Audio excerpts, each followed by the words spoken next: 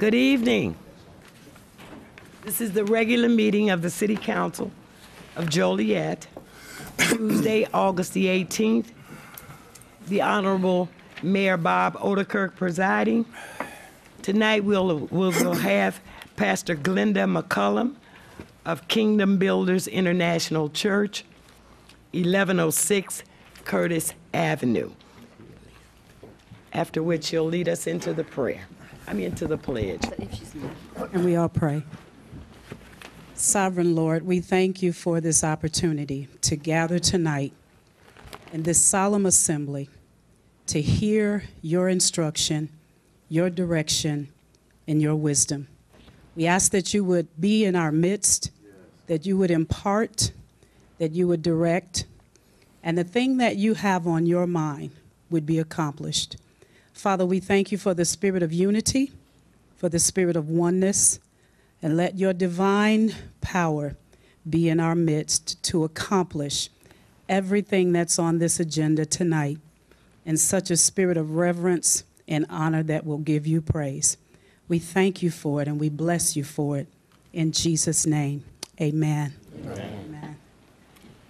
I pledge allegiance to the flag of the United States of America and to the republic for which it stands, one nation, under God, indivisible, with liberty and justice for all.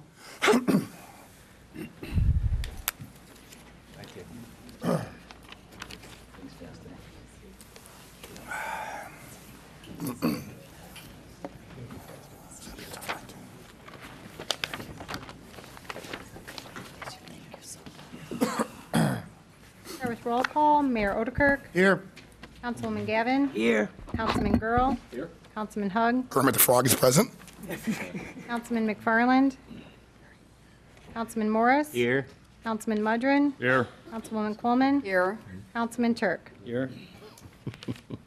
First on the agenda is a presentation for the Joliet Police Department Commission on Accreditation for Law Enforcement Agencies CALEA Award, presented by Chief Benton.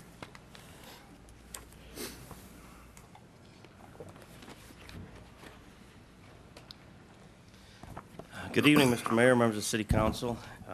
Before I begin, I'd like to ask if I could have all the other officers that are in the room stand up here with me tonight. Thank you for your time. I realize you have a busy agenda, and I won't take much of it, but I'd like to share with you a significant accomplishment that our department recently earned, one which I alone can't take responsibility for, and that's why I've asked these officers to share with me here. A few weeks ago, the police department was up for a reaccreditation award. I had the good fortune to go out to Colorado Springs to testify in the commission hearings for our reaccreditation. This was our 4th reaccreditation award, 5th overall, and trust me, they don't get easier each time you go through them. But it was one that was significant, and I'll get into some of the reasons here why shortly. Before I get into the actual award, I'd like to explain to you a little bit about CALEA and the history of CALEA. The organization itself, the Commission on Accreditation for Law Enforcement Agencies, was started back in 1979 by 4 different law enforcement entities. The International Association of Chiefs of Police, NOBLE, the National Organization of Black Law Enforcement Officers, the National Sheriff's Association, and the Police Executive Research Forum, which is a Washington-based think tank that looks at basically policing as a profession, the academic level and the performance level.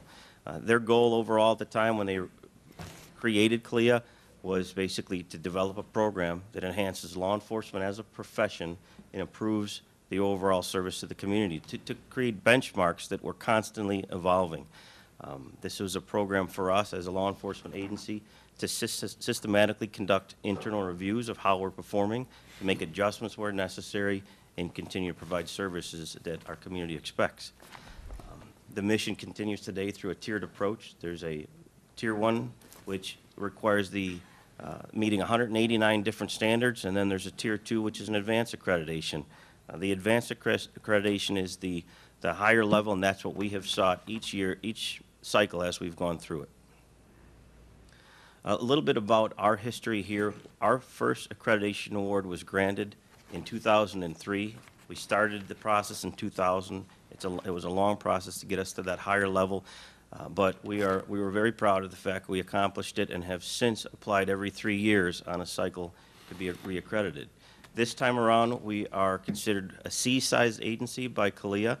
We have 272 sworn and 66 non-sworn staff members. We went through this in April of 2009. I, at the time, had the good fortune of being the quality assurance commander and helped to oversee the process while we went through the award. I learned at the time some of the steps that we undertook to accomplish this award. At that time, we had 302 sworn officers. We were considered a D-size agency with different standards to adhere to, 300 being the cutoff. When we received that award, we were classified as a flagship agency. Basically what that is under CALEA terms is the model, the example of what other agencies should strive to be. It was a very proud time in our career, or our history. Out in Hampton, Virginia, we were set up with a booth, and the hundreds of agencies that were there were directed towards us and said, that's the model agency that you want to be like. Those are the policies you should model. Those are the practices you should adhere to. So go see the Joliet Police Department on how to do things right. A very proud time for us as an organization. As you know, we went through a difficult time in the years following that. The recession cost us some key positions. We compromised in certain areas, and everybody did a lot more with a lot less. At a low point, I think we were down to 247 sworn officers, and we asked everybody to continue our mission of accreditation and to continue to strive for that highest level. And we were successful in doing that. In 2012, when the CALEA came in to do another assessment, they said, you know what, we realize how short-staffed you are, we realize the positions you've lost, but you are still performing at that high level, and awarded us the accreditation award at the time. But they also cautioned us. They saw that if we continued down that path, we may be in jeopardy. Some of the key positions that hadn't been filled during that time are training sergeant, which we use as our recruiter to go out and try to look for improving the quality of our workforce, to mirror the demographics in our community, to challenge others to come into our department, promote our department. That position went unstaffed. Several of our key command staff positions weren't filled during this difficult time. Fast forward up into this past year, thanks to the support from the mayor, council, and city manager, we were able to restructure our command staff. We were able to bring back the training sergeant position. We started a recruitment process again, and we have been very successful in getting back up to the level that we once were at. And for that reason, we applied for the gold standard assessment. It was a process that CALEA implemented since 2009, a new process that basically, instead of reviewing paperwork and saying, you could show us that you did this job on paper, they come out and they would observe on site and go out into the field more. In the past assessments, they did a lot of paper reviews. And the gold standard assessment really is for those agencies that feel like they can stand out, and at the time we thought we could. They denied our request. They knew the issues that we went through with our staff reduction. They knew that we had some shortages in our positions. We had some turnover there, and they didn't think that we were going to be able to achieve the high level that we thought we could. So we appealed it. I didn't agree with them. Our command staff didn't agree with them. Our department overall didn't agree that we weren't performing at that high level. We had a teleconference call with our program manager, and she went back to the powers to be and said, okay, you think that you can achieve a gold standard assessment, we'll consider your appeal and we'll grant it, but be warned, we're going to come in and we're going to look to see if you truly have earned it, and if you haven't, we're not going to give it to you.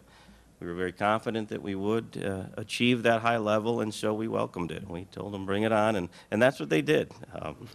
Getting into the actual assessment, when they came in, they tore our department apart like they're supposed to. Again, this is the high watermark in policing across the nation.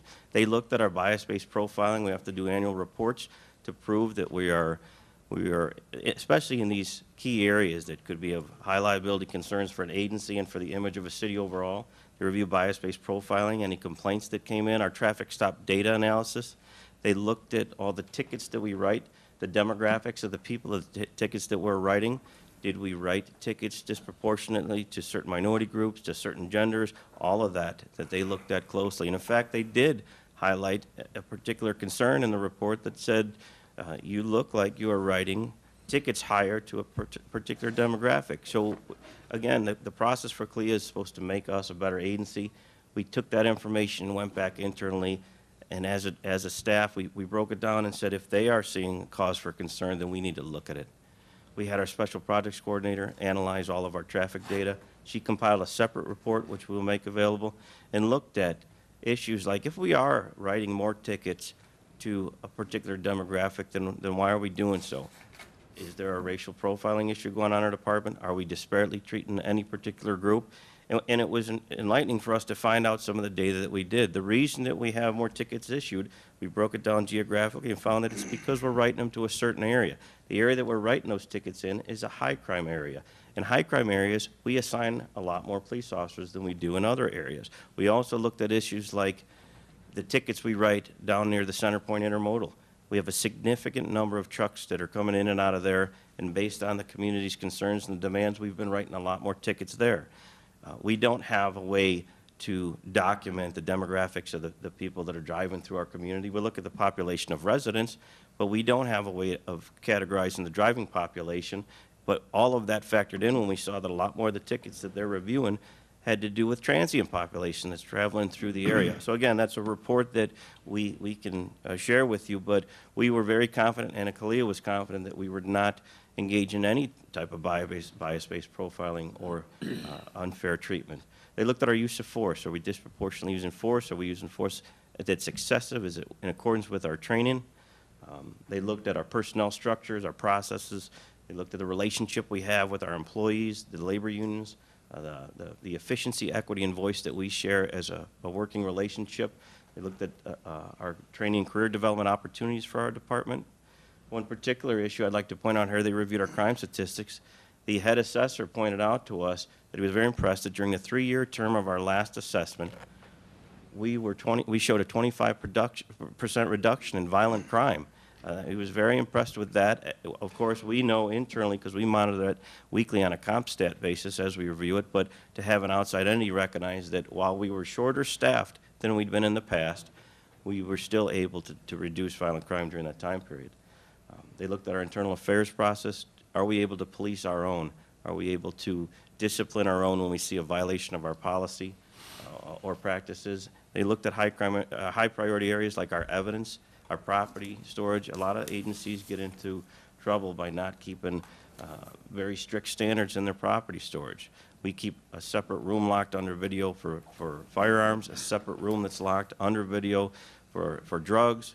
Our money is kept separate. All high-value items, high-risk items are kept in strict accordance with CLIA standards, and they came through and had nothing but glowing reviews about all of the areas that they assessed. And this is just an example of the stuff that the CLIA assessors reviewed while they were here, but it shows you how important they prioritize the inner processes that we adhere to as an agency.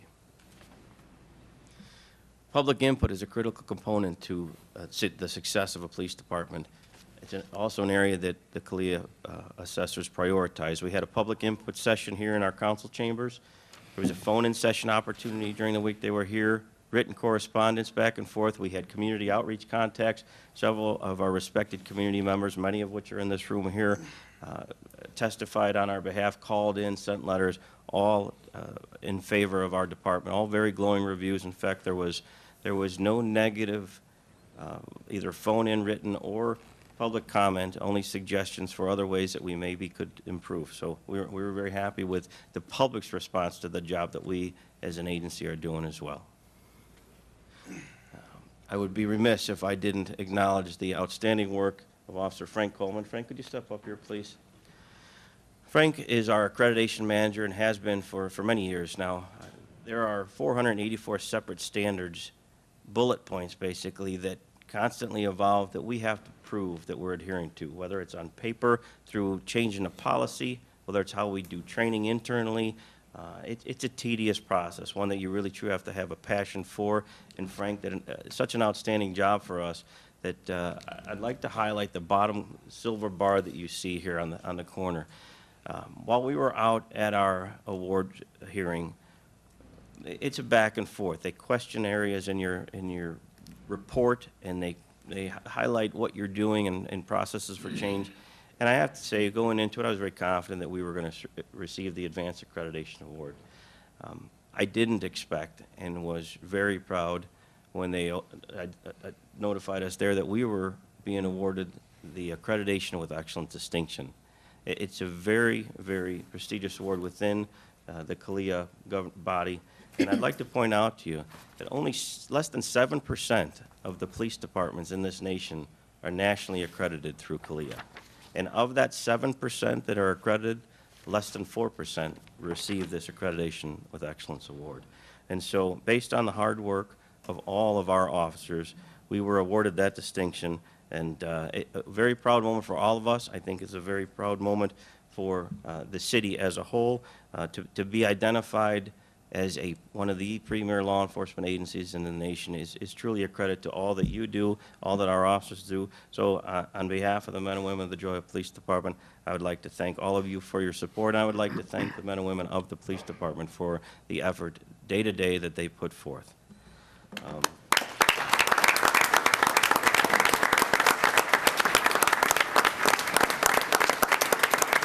Thank you very much.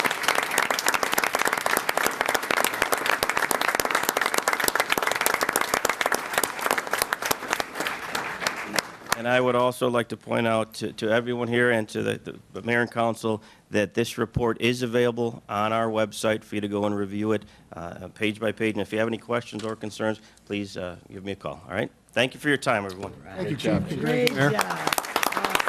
Mayor. Mayor.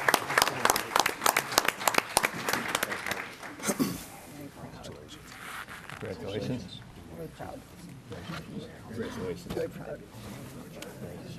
I chose the closet when they came in the corner.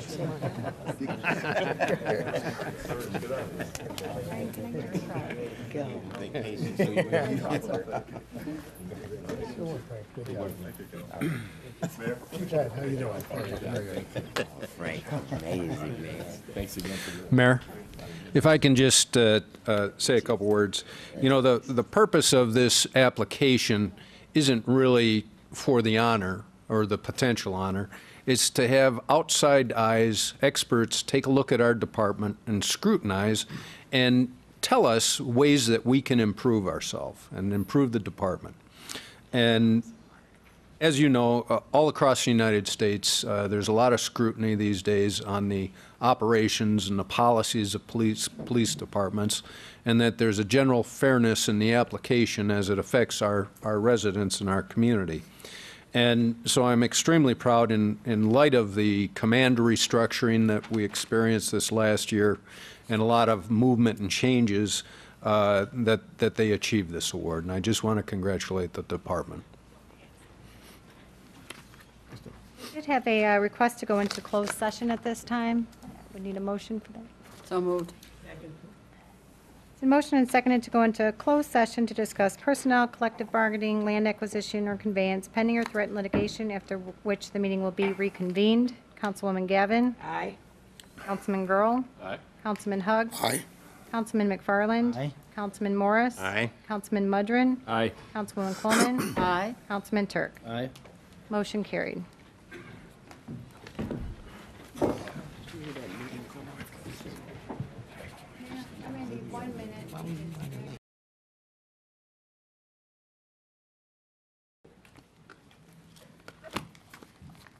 Let the record show it's 7:12 PM and we are reconvening into regular session with all members present.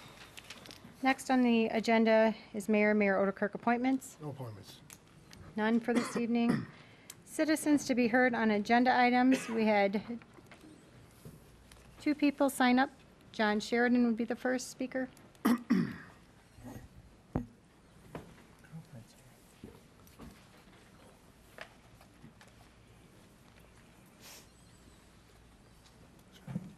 Good evening, Mr. Mayor, City Council.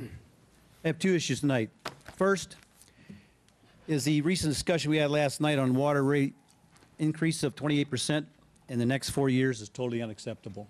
And to top that off, your projections for the 6 years after that showed another 62%. So basically, that's 90% over the next 10 years. Also, that figure does not include the possible waste management increase when they raise their rates, because that's on our bills also. Taxpayers can't afford those increases. Need to look for other ways to get the money needed for the EPA mandate that the previous city council left you with and did nothing about.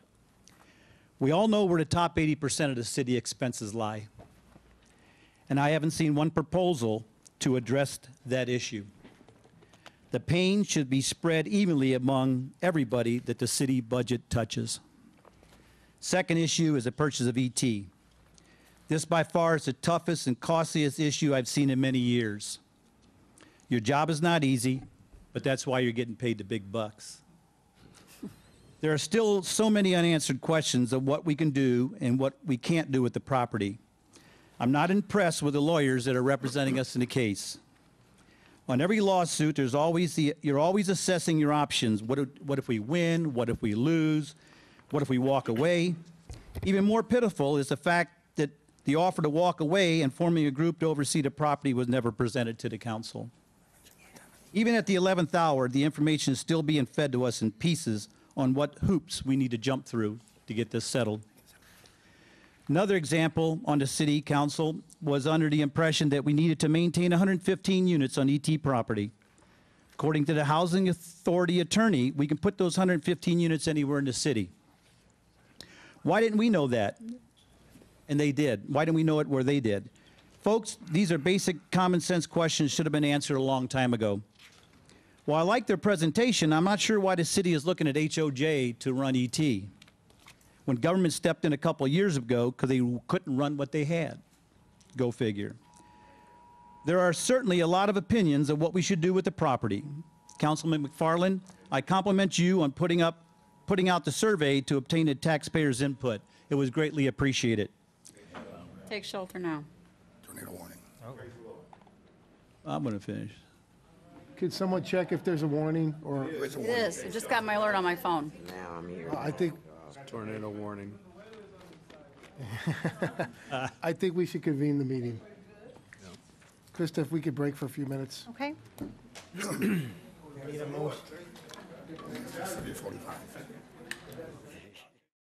John.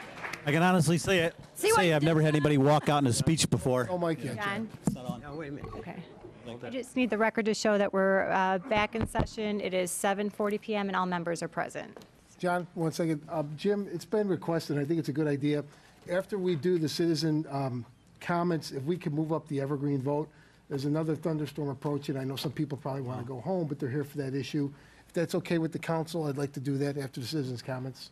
Sure. Very good. Thank you. Do we need a motion for that? At the time you will. Go ahead, John. We haven't approved the agenda yet. Okay. Okay. I won't start over again, but anyway, next paragraph was, we had a lot of community leaders who made presentation a couple of meetings ago, and they wanted to tell us what they want to do with ET. I didn't hear one of them offer a solution to the financing problem we have with ET, nor did I see anyone with their checkbook open to help the city purchase the place. And that goes for the people in the survey who said tear it down, but offered no financial solutions. They said that the business people in Joliet are ready to invest in downtown Joliet, but they don't want to do it with ET still being over there. What's next? Bulldozing south of the train tracks? East of Collins Street?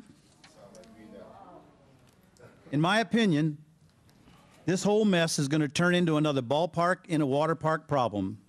Sounded good at the time, but you were hard-pressed to find a $300K for the new scoreboard or money for the maintenance issues this year. You even have a larger, bigger problem with the ET purchase. Let's not forget about the $10 million that is on the table for a new courthouse. Where is that going to come from? The reserves again? What are you going to do when the state cuts their revenue to the city? Also, it's not fair that the CBDG funds are all going to be spent on a 2-block area for the next 20 years when the city is a 60-square-mile city. Councilman Girl, you made a comment that you want to see this through the original idea of buying it, tearing it down for riverfront development. while I respect your opinion, a lot of you won't even be alive in 20 years. It's for sure some of you won't be on the city council in 20 years. What you're about to do is actually what the previous city councils did to you with the ballpark, the water park, and the EPA mandate, etc. And that is leaving the future city council with a mess to clean up. Thank you.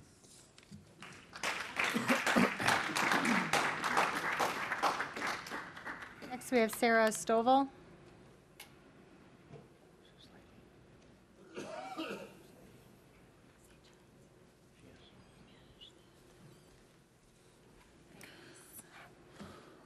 Thank you, Mayor and City Council, for letting me speak. My name is Sarah Stovall. I live at 306 North Center Street in St. John's.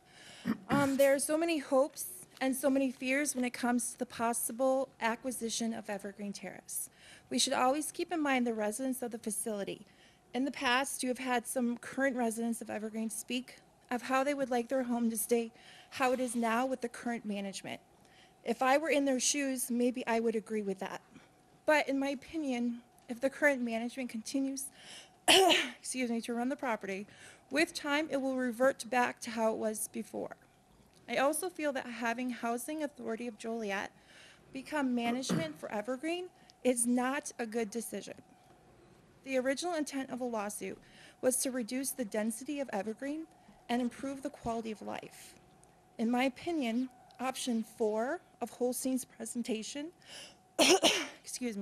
seemed to be the best compromise. It would reduce the density and improve the quality of life. So your council, you're going to have to make a very important, very serious decision about the future of Joliet and somehow find the money to follow through with whatever decision you come to. So thank you. Thank you.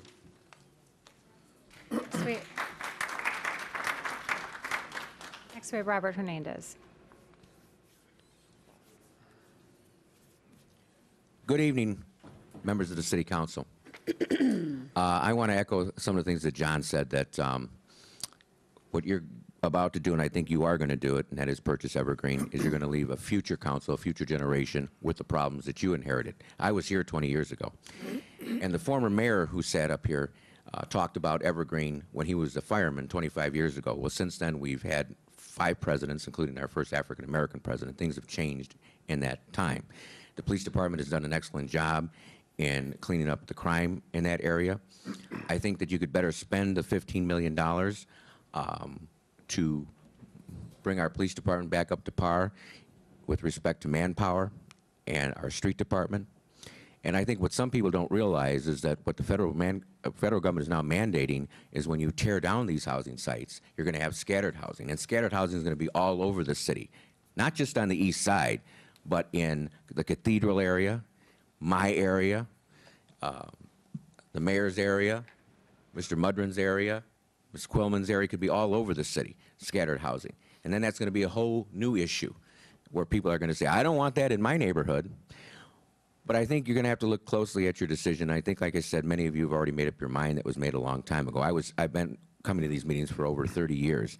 So the councilman who originally started this, Councilman Brophy, I was there during that whole argument when that was brought up with the Cathedral Association and with Mr. Brophy. And it really wasn't a quality of life. It was get those people out of our neighborhood. And those people are people.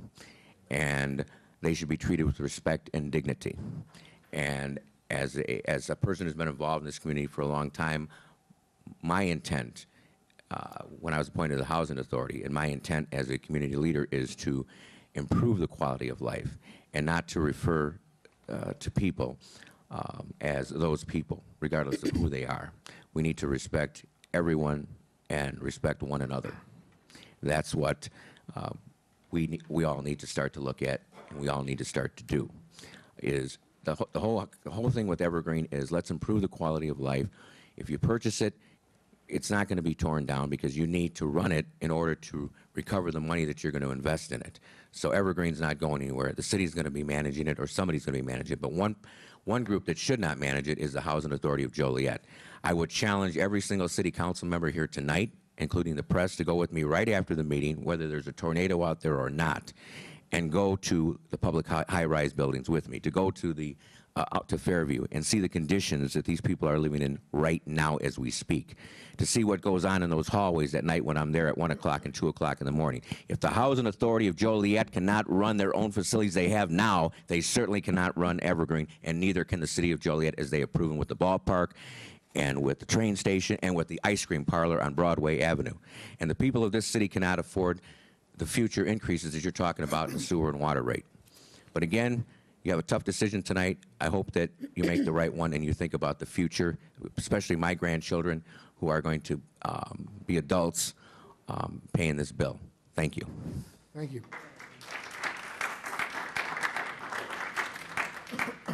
That concludes the list of those who signed up to speak on agenda items. Is there Thank you. If I can have, step forward, yes, I'm sorry.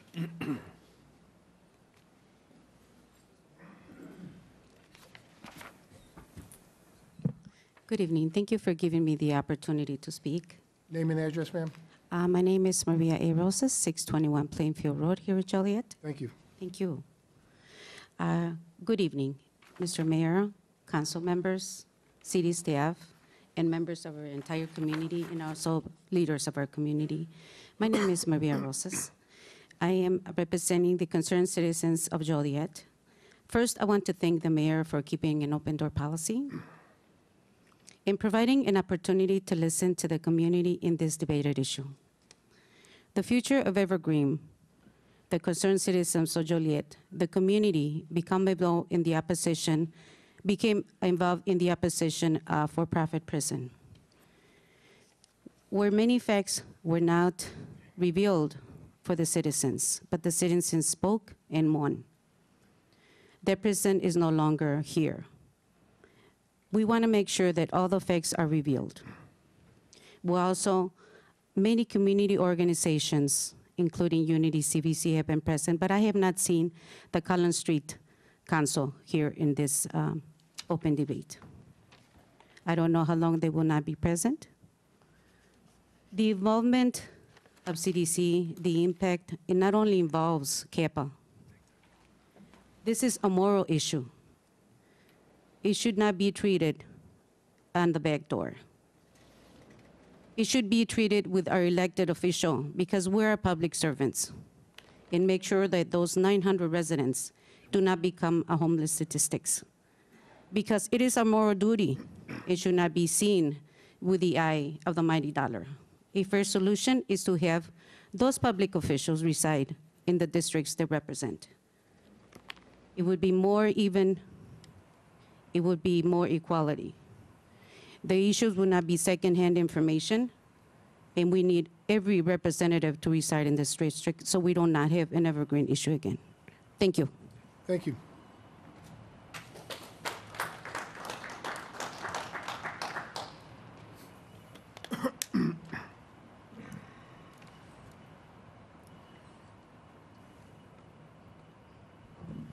This will be very brief. I'm Bob Nachtrieb. I live at 614 Western Avenue.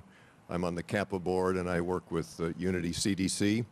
We have 3 requests. Please buy Evergreen Terrace.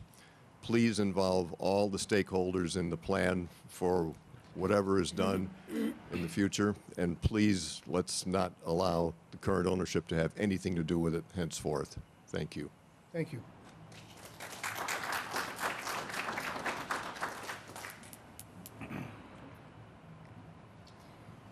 If, at this time, if I can entertain a motion to advance 43115. I would so make that motion. Been motion and seconded to move Council Memo 431-15 to the beginning of the agenda. All in favor? Aye. Opposed? Motion carried.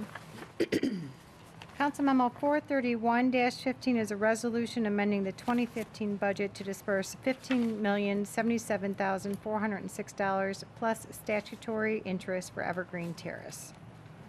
So move. Second. It's been motioned and seconded to adopt said resolution. Questions or comments? Should I start? Go ahead. So, I know everybody's anxious to get out of here, but this is probably one of the most difficult decisions and one I don't take lightly. but this is decisions that we signed up for when we ran for office. And I first off would like to thank all those in the community that had the opportunity to take my online survey. I'd also like to remind our residents that this ongoing debacle has been here for over 10 years. And that's brought us where we are tonight. I just want to give a little history, because I know there's been a lot of misnomers out there of what's happened, where did Evergreen come from, and what brought us to where we are today. So I'm just going to go through this really quick so everybody here can have some facts and maybe a little bit of history and learn something, because I'm going to be honest with you, a lot of this stuff I didn't know as a resident until about 3 years ago I got elected to the seat. In or around in 1968, River West Apartments and an affordable housing complex was built and later called Bluff Plaza Apartments, which is now known as Evergreen. In or around in 1978, believe it or not, Joliet proposed that the buildings at River West be purchased and redeveloped to contain a mix or moderately subsidized and market rental units, and that there be an immediate change in ownership and tenant class at the complex. Back in '78, representatives from the city and HUD met, and the outcome was that Joliet's redevelopment plan did not establish a sufficient number of replacement affordable housing units elsewhere in the city of Joliet. HUD never approved the redevelopment plan, and it was never implemented. So then 27 years later, in October of 2005, the city passed an ordinance authorizing Corporation Council to initiate court proceedings to take over Evergreen Terrace through eminent domain so it could be redeveloped. After comments surfaced, where then elected City of Joliet officials said this housing is a cancer and a tumor and its residents are rats, the Department of Justice and the United States Attorney General filed a suit against the City of Joliet to stop the city from destroying a federally subsidized low-income housing complex that houses mostly the city's poor people. The suit cited 730 of the residents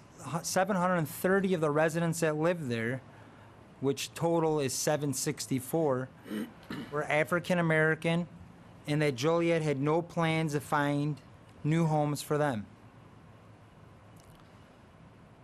Prosecutors say that our plans to seize Evergreen Terrace through eminent domain and destroy it is to limit or reduce the number of African American residents residing within the city of Joliet.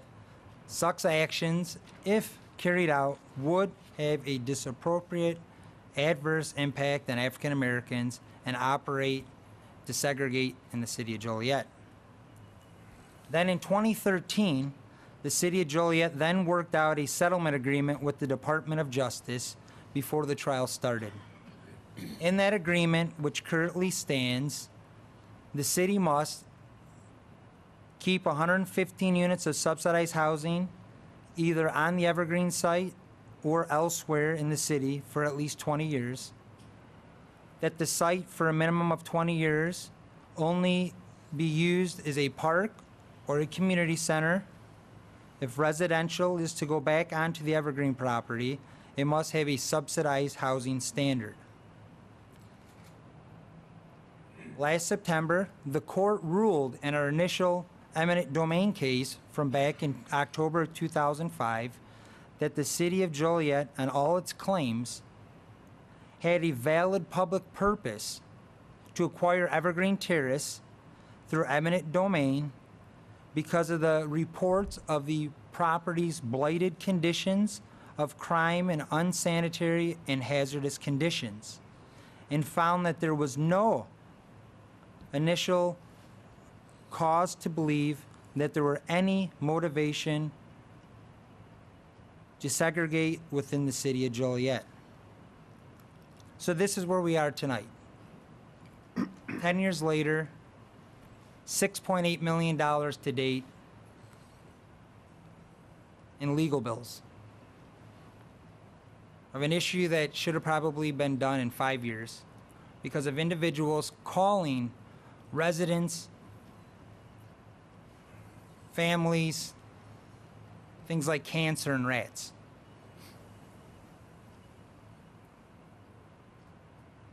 Looking at advice from our legal counsel and from public input, I support the purchase of Evergreen Terrace by the city of Joliet, with the notion that with the original intent of redevelopment and to make sure that the residents that are there have quality living conditions that are not going to be labeled as cancer or rats. But as long as I'm a resident of Joliet in any elected capacity, you have my word that every single resident that lives there under our management and operation of it will have a quality life, a better life than what's currently there. And when we do move forward with redevelopment, that every resident that wants to relocate and live in Joliet has that opportunity to do so. That is my personal pledge to all of the residents that are there.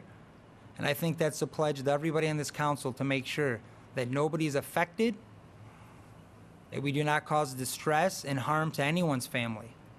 This has been 10 years of living hell for the residents there. It's been 10 years of draining our budgets for other purposes, like the IEPA standards that need to take place throughout the city, where we can transfer money to make sure we have low water and sewer bills.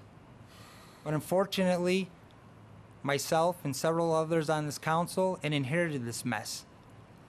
And looking at the cards in our hands, this is the best option, in my opinion, for the city of Joliet. Mayor, that concludes my comments. Thank you.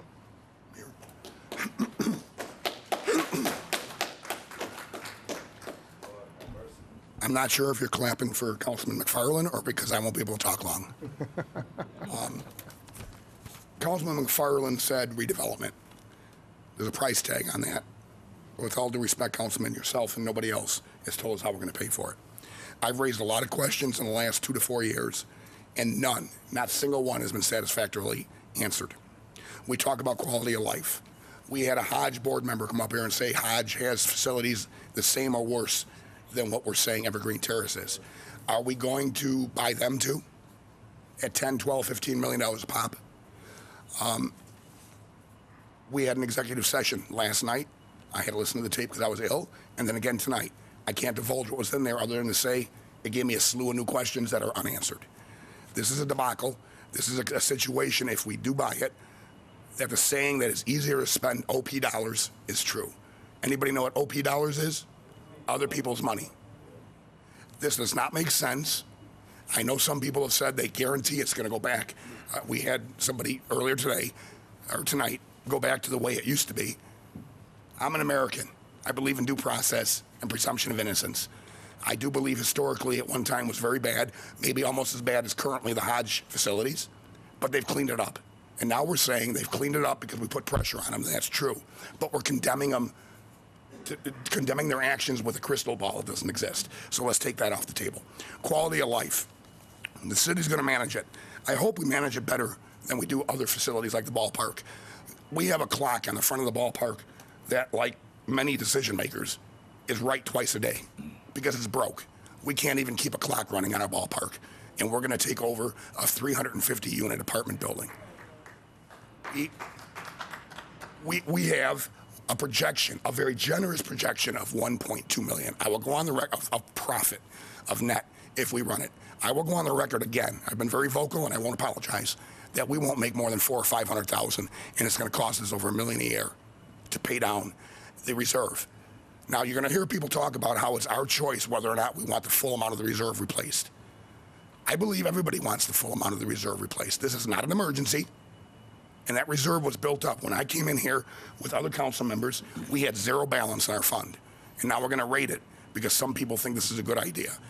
We talk about the quality of life issues. We had a dozen or two residents come here and tell us they're fine with the conditions now. Are we saying we don't believe them? Are we being paternalistic? Maternalistic? Are we saying we know what's better for you, go sit in the corner and be quiet? They're fine with our accommodations. This is a financial burden that will only get worse over time.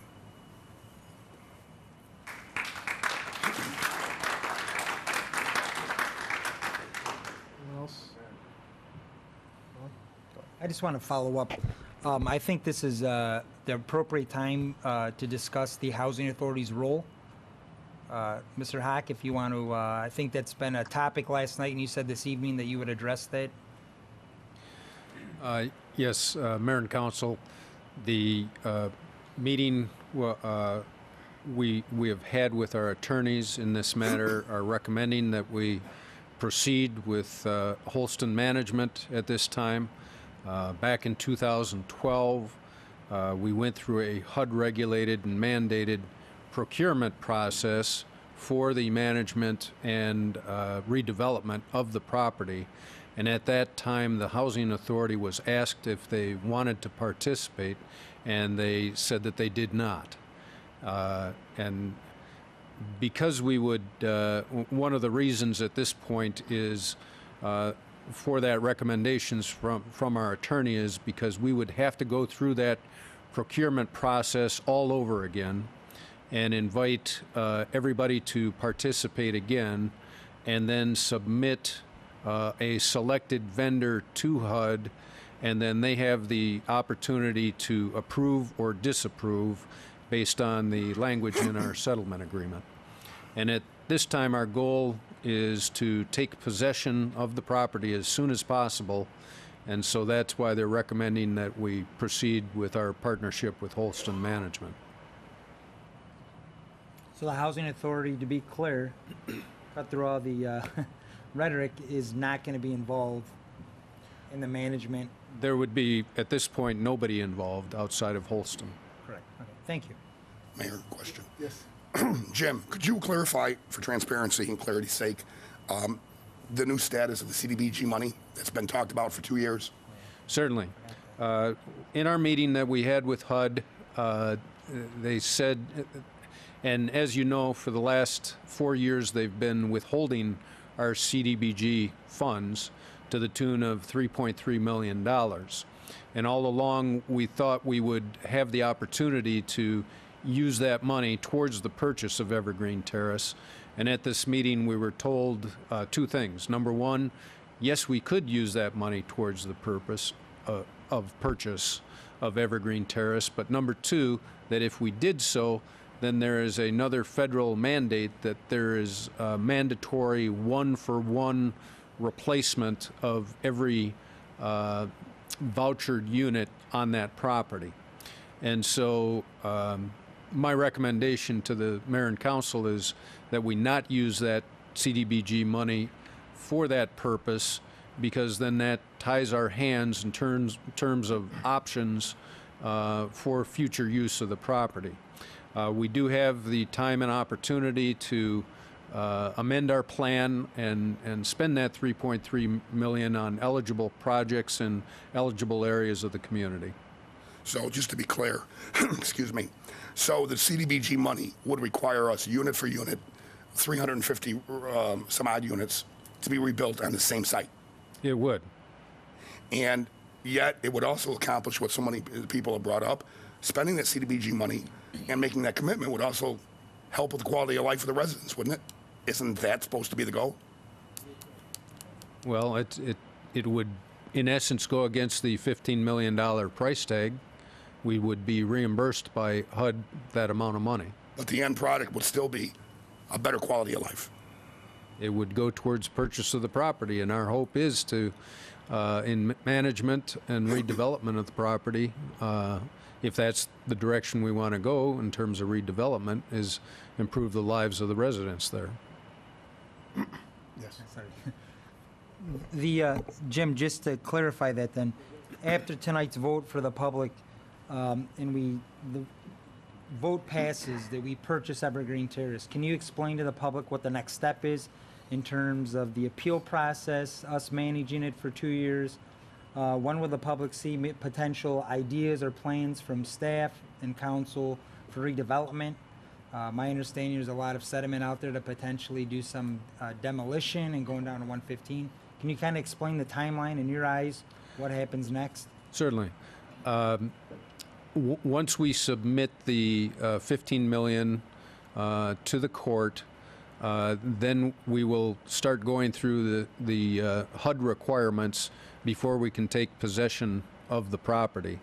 And in a nutshell, that includes entering into an agreement with Holston Management Group to manage the property, forming the LLC that makes up Holston and the city, and formalizing that agreement. And then at that point, which could be 2 to 3 months, we will petition the court to take possession of the property and then start managing the operations.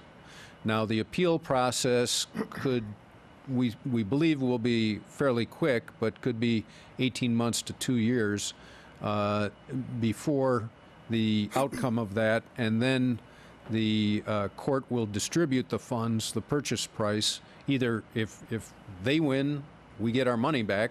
If we win, that money is distributed to the current owners.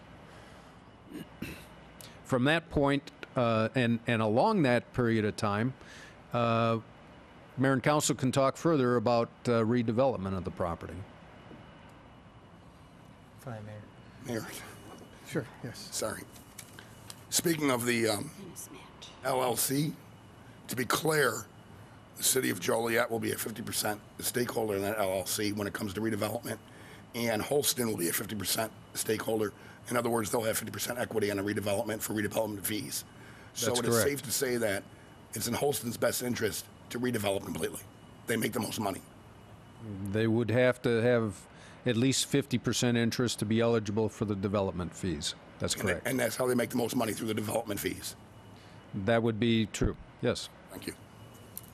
Jim, I think one other point which needs to be made clear is that we learned this week that after we hand over the $15 million, assuming the vote passes, we are not going to take possession of the property. We've been told by HUD, we were presented a list of 64 items that they now want us to comply with that we had not known prior to Monday. And that HUD has also told us after we complete the 64 items, they still are going to fight the city and petition the court not to allow us to take possession due to HAP contracts. That's true. The list of 64 items, though, was really a working document. All of these items were spelled out in our settlement agreement, and the purpose was to say what's the city's responsibility, what's Holston's responsibility, what's HUD's responsibility, the sequence of how it'll happen, but we hope to get through that in 2 to 3 months. And you're correct, HUD indicated at that meeting that they do not want to transfer the HAP or the voucher contracts to the city until the outcome of the appeal process in its entirety. Now, that's something we'll have to deal with in the courtroom. And so everyone's clear, and of course, the people of Evergreen, what they're saying is that HUD is not going to allow the city to take over while the appeal process is pending.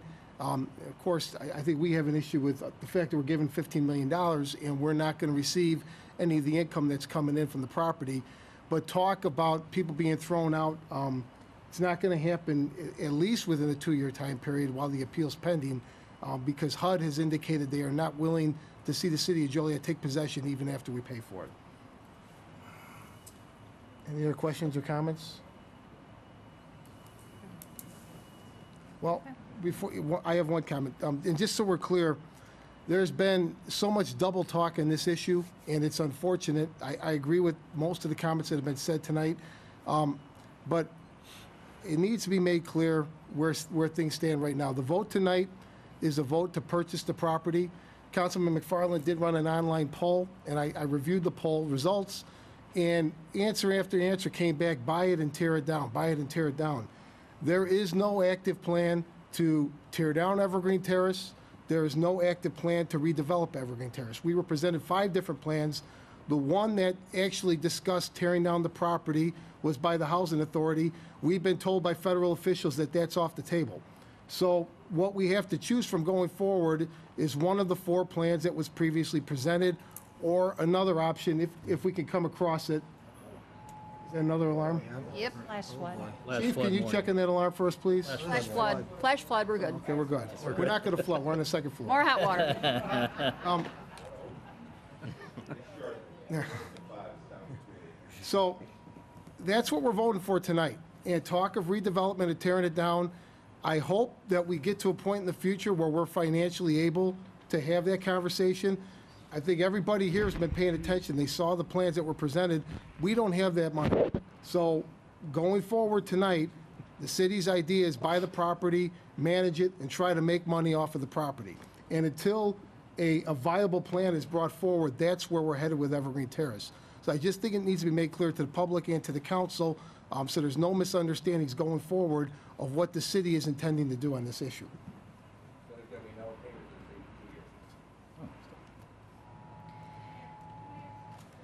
I'm sorry, ma'am, public comments are over, I'm sorry. I just wanted a point of clarification. When you asked Jim about whether is HUD against the city taking over ET entirely or just against signing those voucher contracts over for the first 2 years of it? The question was, is HUD opposing us? Yes. I don't know, they sued us. You know, Department of Justice sued us to try to stop us. We settled the lawsuit. I specifically asked our attorneys that question today. Is this an ongoing issue with HUD? Is this going to continue after we buy the property? They didn't seem to think that was the case, but I don't think anyone has a solid answer of what HUD's position is regarding Joliet managing that property. The motion and seconded said resolution be adopted. Councilman Girl. You know, I figure we have two options here, just to be very brief. The first option is that we can cut bait and not buy the property. And basically what that would be is we know that we have a court order to acquire this property. We've already spent $7 million in legal fees. We know that we could be sanctioned by the court. And we also know that they could force us to pay legal fees of the ownership's counsel. That's about $14 million. That's option one. Option two is that we can acquire the property, work our way through it, as difficult as it's going to be, and it's going to be the cost of about $15 million, but I own an asset. I own an asset that can either be redeveloped or an asset that can be repositioned or green space could be developed. And I agree with Mayor Odekirk, it's going to take some time. It's going to take a lot of time because the initial train of thought is going to be to manage that property and you know, whether we issue some bonds to replenish our reserves or if we just repay back our reserves. But it's going to take some time. But the options are to basically not acquire the property, to cut bait, and I've just spent $14 million and I own nothing. Or I can spend $15 million, acquire the property, and I have an asset. With that said, I vote aye. Councilman Hugg. Excuse me, just to clarify, my good friend Councilman Girl added the $7 million that we've already spent to the possible $7 million that we would be fined, if you will, or have the judgment against us if we don't buy it. So in all fairness, it's not $14 million with nothing and $15 million with something. It's $14 million with nothing and $21 million with something. You've got to add that same $7 million to the purchase price. I'm sorry, $22 million. It's a little slow tonight. So the options really are $22 million with the likelihood of spending up to $60 million more. Kind of like an old car. You keep fixing the old car for your kid, the junker, and then someday they come to you and say you need a new transmission for $3,500 and a new engine for $6,000. Do you cut bait and take your losses on that because it's not a doable project? So the $7 million that we spent up to this date on legal fees should not even be mentioned. It's a moot point because it's on both sides of the ledger. We're not getting that back. So let's cut to the chase. We can pay $15 million and own it, or we could have, or still could have negotiated with the current ownership that we don't pay any other fees. Can I guarantee they'd still be amicable? I can't guarantee they still would, but they were when they brought that forward 2 years ago, and it wasn't brought to us by our former legal counsel. So if in fact this passes tonight, I want everybody to remember the answer when they say, why don't we have more police? Why don't we have more snowplows? There's where your police and snowplows will go. Because don't forget, while we're looking to own Evergreen Terrace, somebody out by 294 and 80 is looking to build a new casino. That will come. There's 5 to 12 million gone there. And Bruce Rauner, our governor, will get some portion of that $7.5 million in payroll tax cut from us. Whether it's half or 25%, it's going to be somewhere between $2 and $7.5 million. But we'll have Evergreen Terrace. When you ask any of us, the honest answer is, why haven't you hired more police? It's at Evergreen Terrace. Why haven't you hired more snowplow drivers and bought more trucks? It's at Evergreen Terrace. With that, I vote no.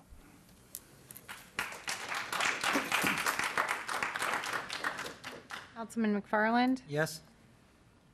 Councilman Morris? Well, we finally got to this day. And I mean, 10 years or longer, it's been coming. I just like to say, you know, if the vote passes, no one will be thrown out of Evergreen Terrace. And I believe there's a process that will be in place that they will work with each resident.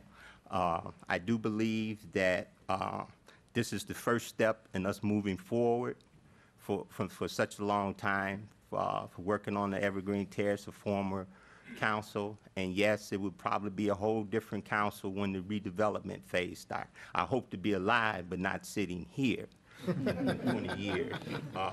But as one point that Mr. Sheridan made concerning, you know, our budget, you know, we've had 15 million sitting there for I don't know how many years, and we didn't get more police then. We didn't buy more trucks then. Now all of a sudden we need that 15 million for more police now.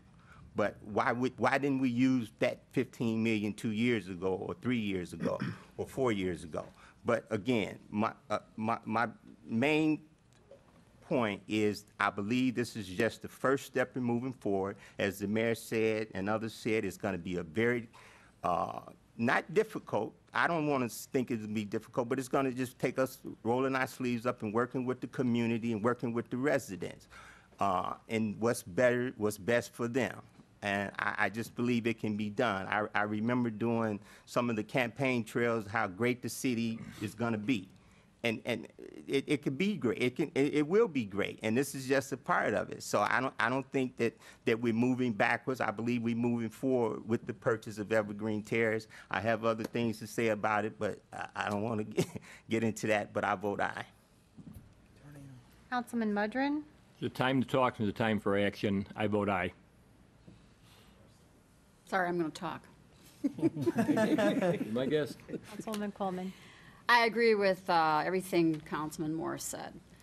I was on this council brand new when this started, and I'm going to go over this again. I'm going to reiterate it. It's always been about quality of life for me, and I don't use that in a cartoon phrase. I actually mean quality of life for people. I knew a police officer that lived there. I'm going to go over this again for those of you who didn't hear this story. He lived there back in the day. It was terrible conditions. Urine in the hallways, feces, vomit, garbage, crime so bad that some firemen wouldn't even go in there when they got a 911 call. It affects the surrounding neighborhoods. It's not the residents that live there, it's the living conditions that are there in that place. And I call it that place. It's people's home, it is. But this is America, and everybody deserves a better, clean, safe place to live, whether it be at Evergreen Terrace or next door to me, because I have several scattered house residents that live around me and in my neighborhood, and there is no trouble. So for those of you that are afraid that people are going to move in your neighborhood, get over it, because it's not a problem. Second of all, I want to address a couple questions. 3 to 4 people that got up here and spoke that were residents of ET do not represent the 600+ people that live there. And I believe a lot of the people that live there are afraid to come forward because they don't know what will happen to them if they come forward and say, please take possession, it's terrible here. I did read the survey comments. Many of them said that there's still a problem with management. They've been waiting for a dishwasher, I think it was, or some appliance, and been waiting 3 months, and management has not responded to them on that. Another comment was, yes, there's still urine and vomit and garbage in the hallways, but when people come to visit it, it's all cleaned up and it's all nice. This has been in private ownership. It's been a moneymaker for someone that has deep pockets that goes all the way up to the federal government. And that's why it's taken us so long to get this case to where it is today. So it is my pledge as well, as Councilman McFarland said, because I don't live very far from there, okay? And I welcome the residents in my neighborhood, should they choose when the time comes to live in my neighborhood. It's something about pride in where you live. But when you're living in multifamily units and people have other people coming in there causing the problems with the crime and other people afraid to go in there, even walk past it at night, what kind of quality of life is that for surrounding neighborhoods or people that just want to walk around down there? So, you know, I want residents that live there to have a clean, safe place to live with good management, and it's not going to happen right away. This is just the first step in a very, very long process. And again, this is one of those very difficult decisions that you have to make when you're an elected official. Sure, I could vote no just so I might get reelected in a couple of years. I might not even run. But I'm going to stand by this decision, and therefore I am going to vote aye.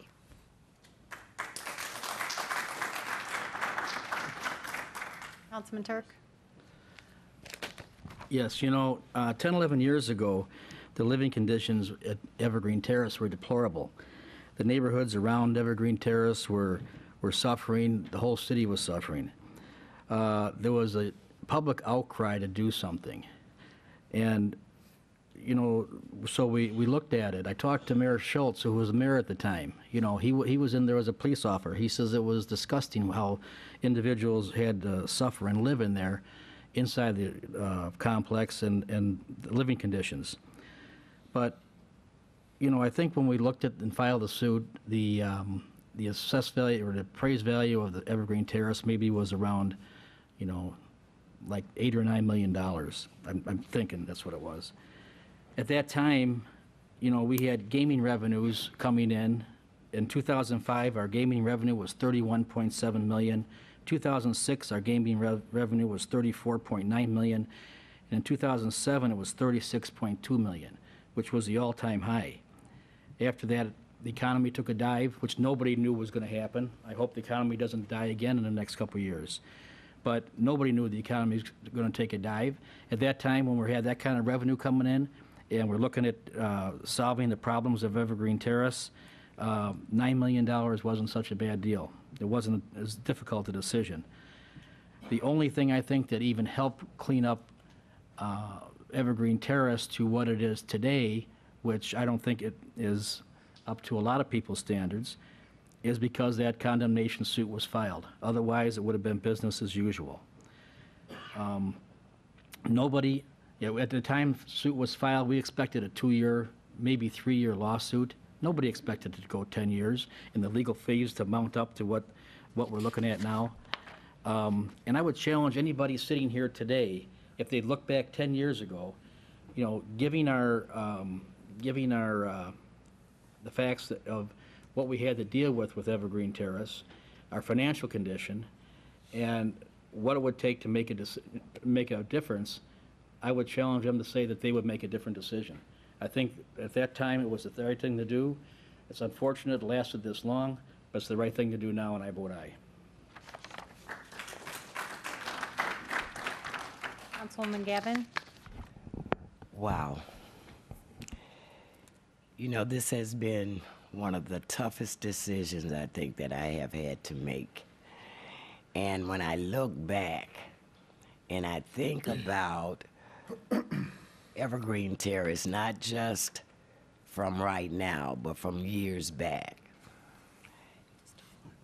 the quality of life of residents, I don't know if there's a price for a good quality of life for anyone. And I heard my colleague, John Gruhl, talk about option 2, which is to purchase the property and then walk away with something knowing that we could do better than what's there.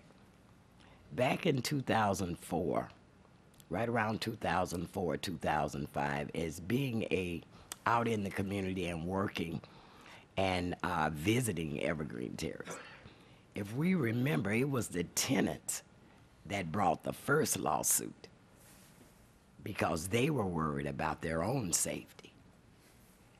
A group of tenants brought a lawsuit that brought focus to the plight that they were in.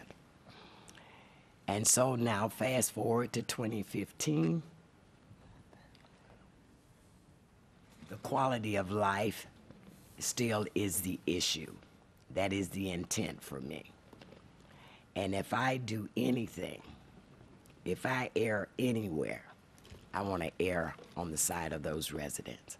I believe that we have an opportunity to do something major, come together with a cohesive plan that is going to take all of us. We talk about this city of champions. We talk about it all the time. But when it comes down to where the rubber meets the road, let's take care of the people. The people is what's going to make this city strong. And it's going to take all of us. It's going to take the businesses. It's going to take the community service organizations. It is going to take the residents. And not only for Evergreen Terrace, but for all of those residents that live around it. I know many of you have heard me say back in the day that we cannot warehouse people. You can't do that and expect for them to have a quality of life, a good quality of life. And so not only for the people in Evergreen Terrace, but the surrounding neighborhood and community and the greatness of this city, I support, right now, I vote aye for the purchase of Evergreen Terrace. Thank you.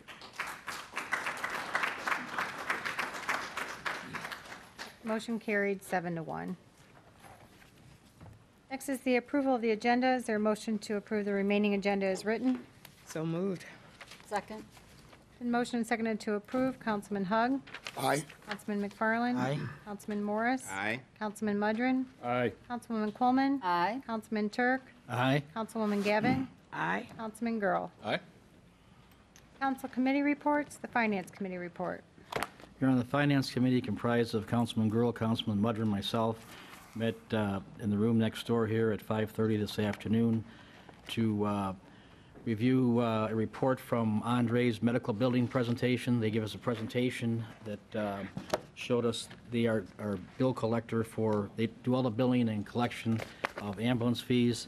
And in the last, let's see, I've got it here, the last fiscal year, or June to July to 14 to June of 15, they brought in $4.6 million in collection of ambulance fees. They are going to look at what we're charging right now to see if they can bump it a little bit to get us some more revenue. How they work it is the residents of the city are they're billed, but then whatever their insurance doesn't pay, they write off. Non-residents, they do send them the bill for the difference, so they'll be coming with a recommendation for that. We also heard the report from Rumor Rogers, Duran, and Ruzon about the 2014 CAFR report. Dave Meyer gave a report. It was a clean audit, clean report. Everything looked good. We ended the year with a little over a $5 million surplus in the general fund. He praised the staff of the city, and like I say, it was a clean report. We also reviewed the monthly financial report, personnel summary, travel expense report, paid invoices, and that are on the agenda tonight, and recommend their approval. Thank you. Public Service Committee report. Public Service Committee met yesterday at 4 o'clock. Councilwoman Gavin, Councilman Hug, and myself met. A couple items I want to bring to your attention. This evening on the agenda for approval is the purchase of 3 2.5-ton trucks with plows.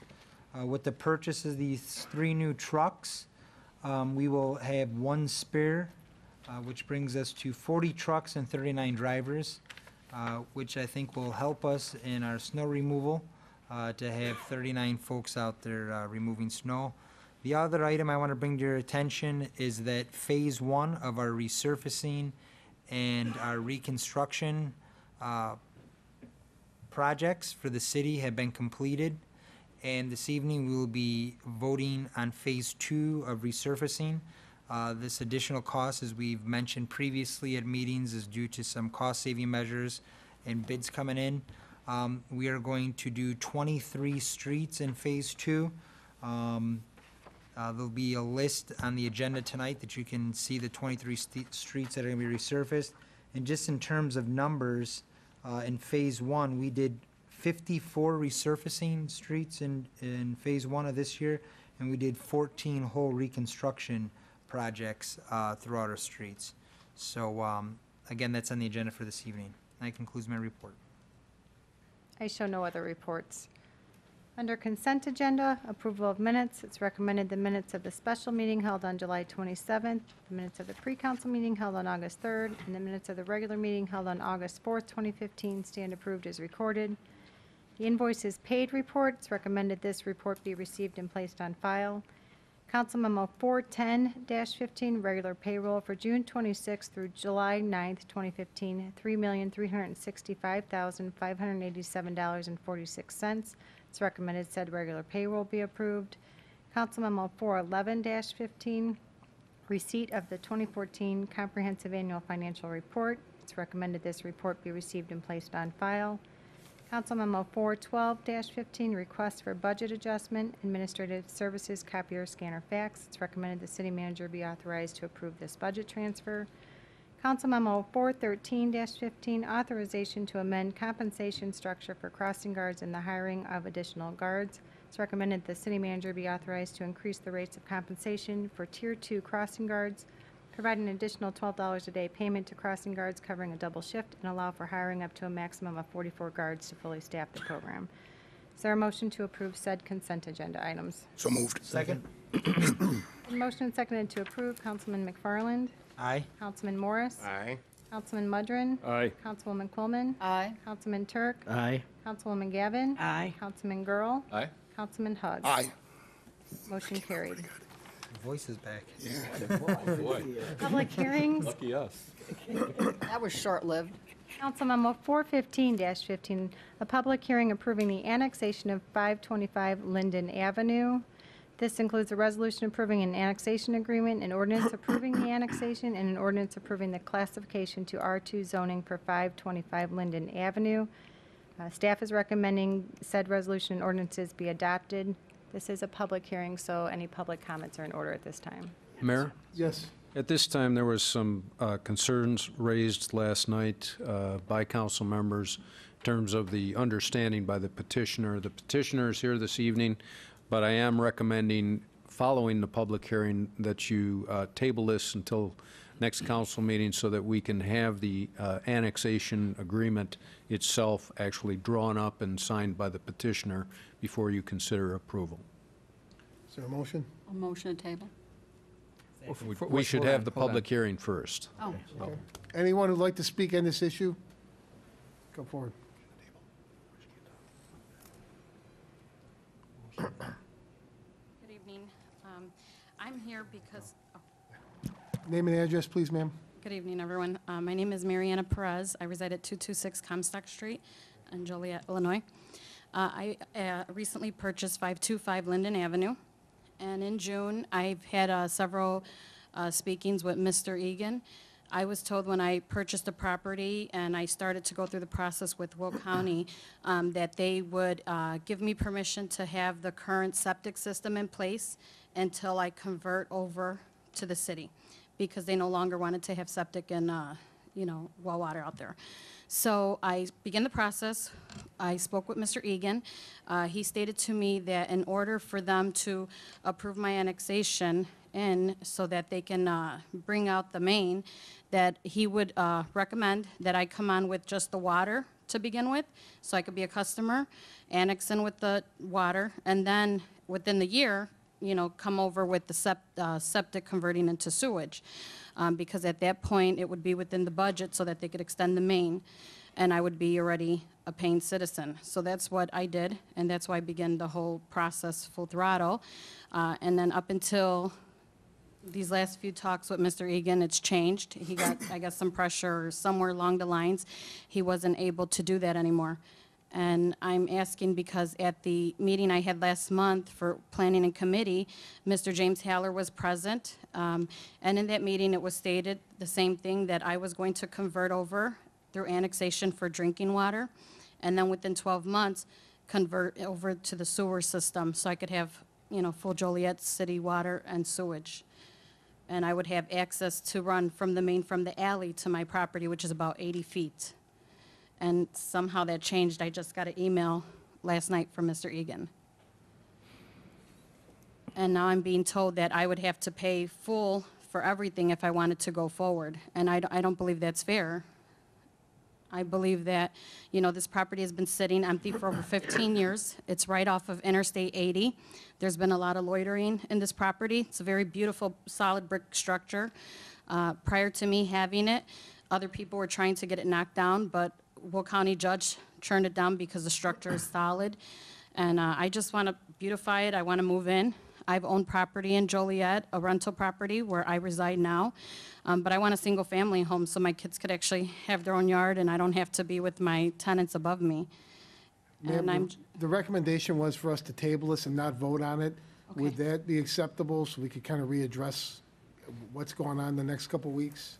That's fine. I just, based off of what he had said, I kind of interpreted that they want to change my annexation, and that's what I'm hoping that doesn't happen. Well, Can we address it? can we work with staff on this? Staff will work with the petitioner and again, have a document that we can present to you hopefully at the next meeting. Your Honor? Yes. Jim, I think basically what you want to know, having an agreement is that she understands exactly what she has to pay for and what she doesn't have to pay for. That's right. And if she doesn't, what the consequences would be. Right. Question, Mayor. Jim, historically, and correct me if I'm wrong, and Jim Egan, historically, we don't pay for a single lot annexation. They pay all the cost. We would not extend the main lines typically.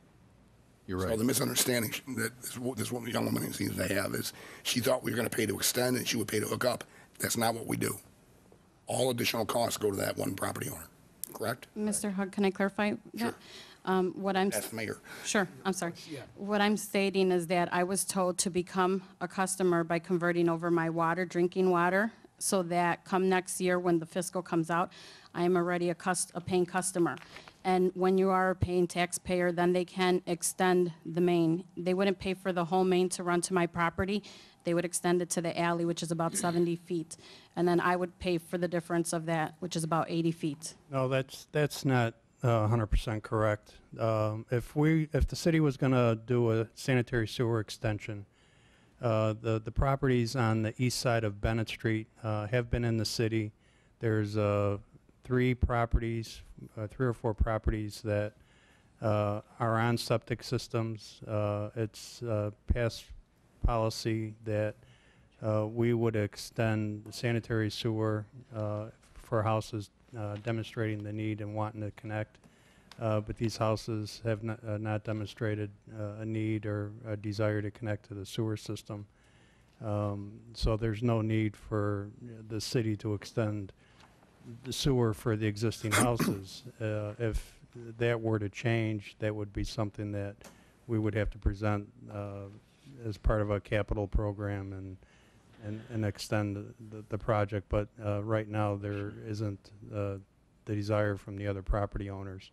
So we would not want to extend the sanitary sewer for nobody that's going to connect. In the case of Ms. Perez, she's got a need and a desire to connect, but we don't extend sanitary sewers for newly annexing properties of this nature. Councilman? So that's the confusion in this case. Jim, Hock, really quick, because I don't think we want to, I think the recommendation table is so we don't air all this out here. Okay. But it's fine, but I just want to clarify 2 things here. One is your memo indicates that there is city sewer and water available in the vicinity for connection.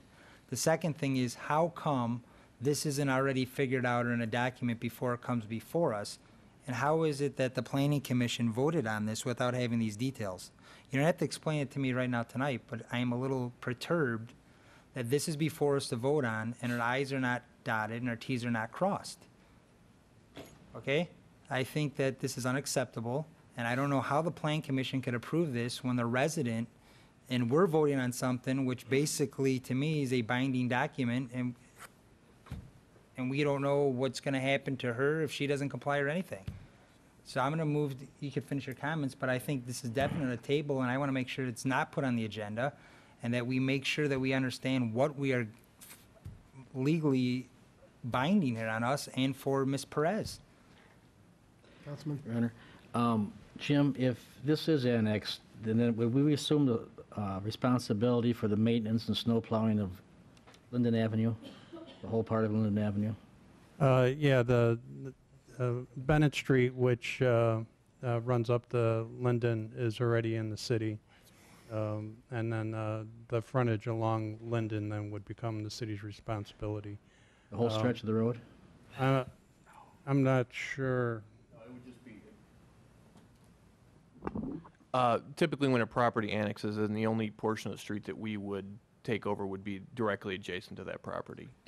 There are some scattered properties along Linden that have annexed in the past. I'm not sure between Joliet Township or the city of Joliet. All right, thank you. Are there any other comments?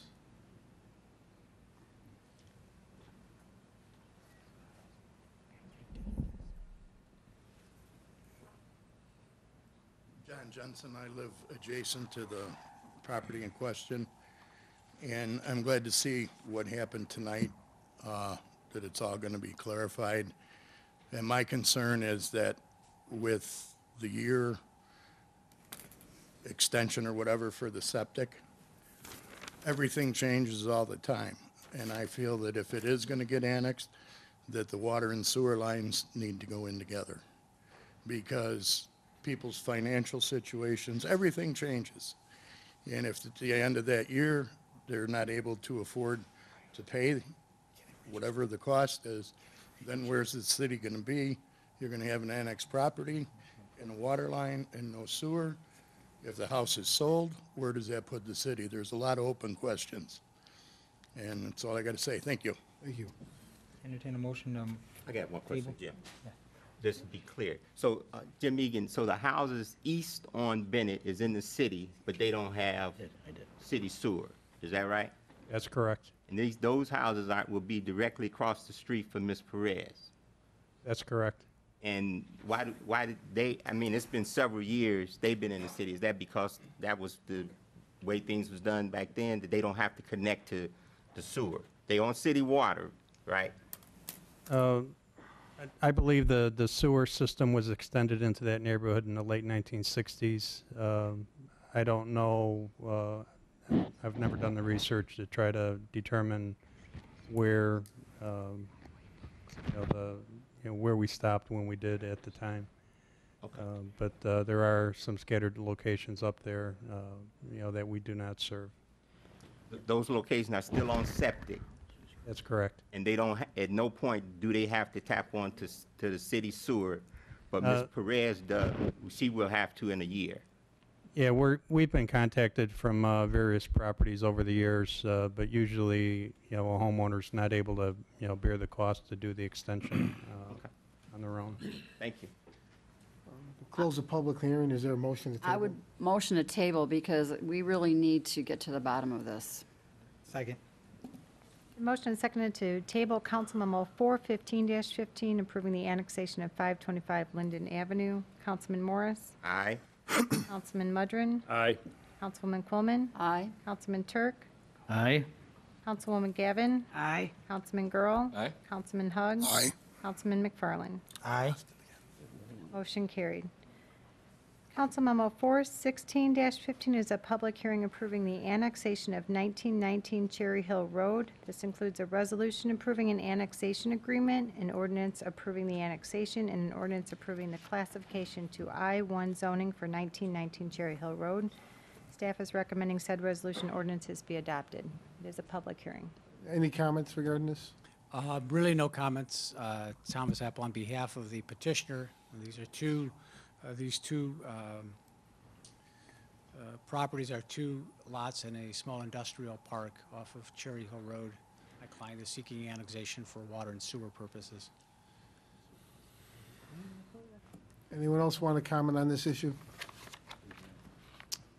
Is there a motion? So moved. Second. Motion and seconded to approve. Councilman Mudrin. Aye. Councilwoman Coleman. Aye. Councilman Turk. Aye. Councilwoman Gavin. Aye. Councilman Girl. Aye. Councilman Hug. Aye. Councilman McFarland. Aye. Councilman Morris. Aye. Motion carried. Council Memo 417-15 is a public hearing approving the annexation of 1921 Cherry Hill Road. This includes a resolution approving an annexation agreement, an ordinance approving the annexation, and an ordinance approving the classification to I-1 zoning for 1921 Cherry Hill Road. Staff is recommending said resolution and ordinances be adopted. So moved. Any public comments, public hearing? It's been motioned and seconded to approve. Councilwoman Coleman. Aye. Councilman Turk. Aye. Councilwoman Gavin. Aye. Councilman Girl. Aye. Councilman Hug. Aye. Councilman McFarland. Aye. Councilman Morris. Aye. Councilman Mudrin. Aye. Motion carried. Ordinances and resolutions. Under ordinances, Council Memo 418-15, an ordinance approving a preliminary plat of Giwa subdivision and an ordinance approving a recording plat of Giwa subdivision, 1824 Mills Road. It's recommended said ordinances be adopted. So moved. Second. It's been motioned and seconded to approve. Councilman Turk. Aye. Councilwoman Gavin. Aye. Councilman Girl. Aye. Councilman Hug. Aye. Councilman McFarland. Aye. Councilman Morris. Aye. Councilman Mudrin. Aye. Councilwoman Coleman. Aye. Motion carried. Council Memo 419-15, an ordinance approving a preliminary plat of Center Bridge Summit subdivision. It's recommended said ordinance be adopted. Move to approve. Second. The motion is seconded to approve. Mayor? I'd like to interject at this point. Councilwoman Quillman asked me last night about the R5 zoning of these properties, these 3 properties. And it is multifamily, and you can have no more than 10 dwelling units per residential acre. So if they wanted to make one of the units multifamily, that make another unit single family. But that would be entirely up to them, and they understand the restrictions under this zoning. Is motion seconded to approve. Councilwoman Gavin. Oh, excuse me, I withdraw my motion.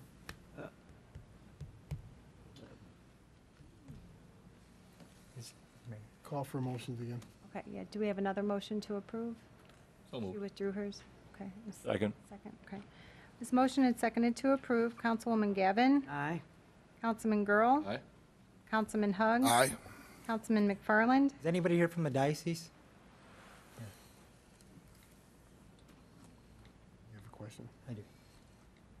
Good evening, Joe Hammer, Rudiger, Tonelli and Associates, engineers and surveyors for the diocese. I was, there's been a lot of questions on, concern on this property. Could you divulge if there's any, ideas or intent currently with us subdividing this other than the sale of each of the 3 lots? No, we originally brought in a preliminary plat and final plat. As we worked through the process with staff, there were some improvements to the property that would encumber the property with easements. It was at that point that we recommended to our client, since there are no apparent purchasers at this time, that encumbering the property would not be a good idea, to leave all options open. We wanted to go forward with the preliminary plat to, again, at least get through that step as an option for the diocese to sell off the properties individually. Gotcha. I vote aye. Councilman Morris. Aye. Councilman Mudrin. Aye. Councilwoman Coleman. With that explanation, I'll vote aye. Thank you. Councilman Turk. Aye. Motion carried. Council Memo 420-15, an ordinance approving a variation of use to allow conversion of a rear office area into a 2-bay public service garage, accessory to a hubcap rim retail showroom, a B3 use in a B1 district, located at 1020 West Jefferson Street, and an ordinance approving a special use permit to allow a two-bay public service garage accessory to a hubcap rim retail showroom located at 1020 West Jefferson Street. It's recommended said ordinances be denied. So moved. Second. So motion and seconded to deny said ordinances. Councilman Grohl. Aye. Councilman Hug. Aye. Councilman McFarland. Aye. Councilman Morris. Aye. Councilman Mudrin. Aye. Councilwoman Coleman. Aye. Councilman Turk. Aye. Councilwoman Gavin. Aye. Motion carried. The ordinances were denied. Council Memo 421-15, an ordinance declaring certain properties as public nuisances. It's recommended said ordinances be adopted. So moved. Second. It's been motioned and seconded to approve. Councilman Hug. Aye. Councilman McFarland. Aye. Councilman Morris. Aye. Councilman Mudrin. Aye. Councilwoman Coleman. Aye. Councilman Turk. Aye. Councilwoman Gavin. Aye. Councilman Girl. Right. Motion carried. Under resolutions, Council Memo 423-15, a resolution approving an honorary street name change for Bishop J.E. Moore on Richard Street. It's recommended said resolution be adopted. So move. Second. It's been motioned and seconded to approve. Councilman McFarland. Aye. Councilman Morris. Aye. Councilman Mudrin. Aye. Councilwoman Coleman. Aye. Councilman Turk. Aye. Councilwoman Gavin. Aye. Councilman Girl. Aye. Councilman Hug. Aye. Motion carried. Council Memo 424-15, a resolution authorizing an extension of the 60-day submission deadline for the IKEA Distribution Center 2 subdivision. It's recommended said resolution be adopted. So moved. Second. It's been motioned and seconded to approve. Councilman Morris. Aye. Councilman Mudrin. Aye. Councilwoman Coleman. Aye. Councilman Turk. Aye. Councilwoman Gavin. Aye. Councilman Girl. Aye. Councilman Hug. Aye. Councilman McFarland. Aye. Motion carried. Council Memo 425-15, a resolution authorizing incentives for Cadence Premier Logistics in Laraway Crossings Business Park.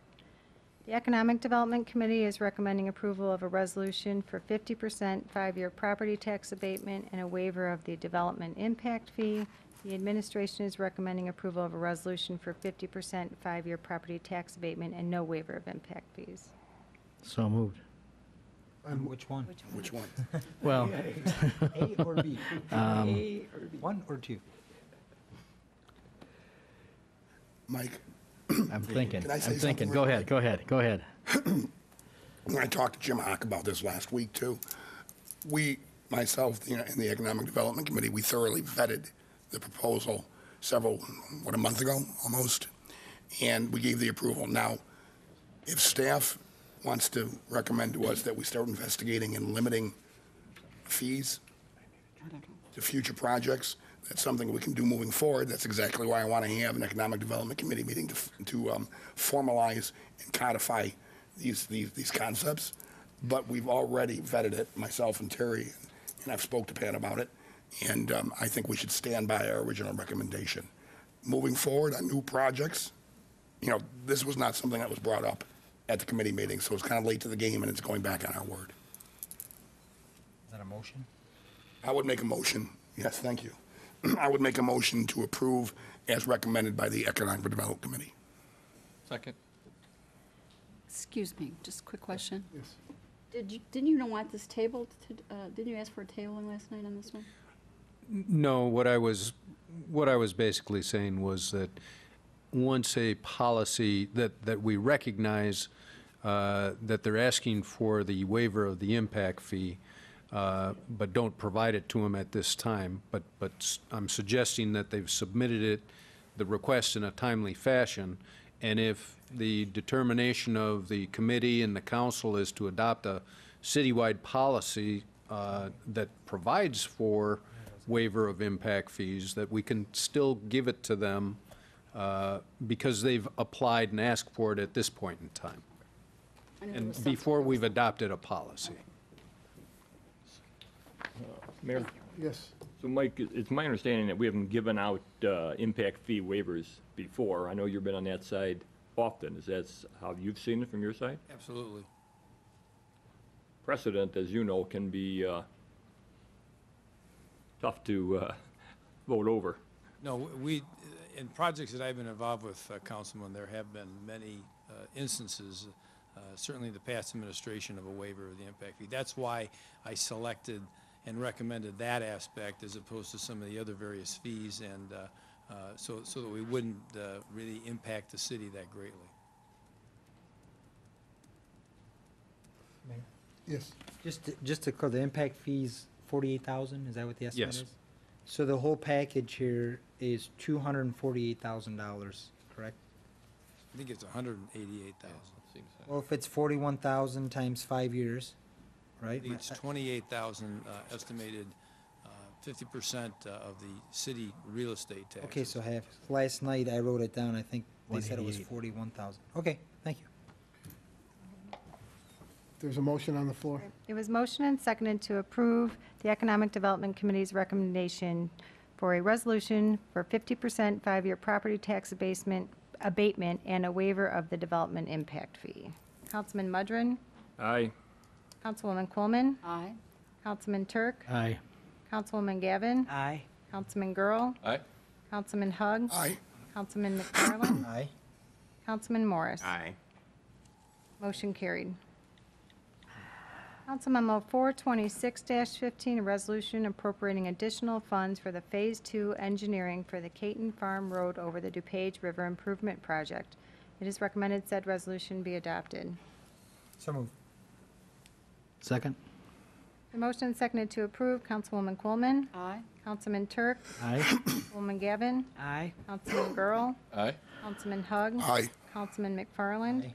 Councilman Morris. Aye. Councilman Mudrin. Aye. Motion carried. Council Memo 427-15, a resolution approving an agreement with the Illinois Department of Transportation for Phase 3 of the Caton Farm Road over DuPage River Improvement Project. It's recommended said resolution be adopted. So moved. Second?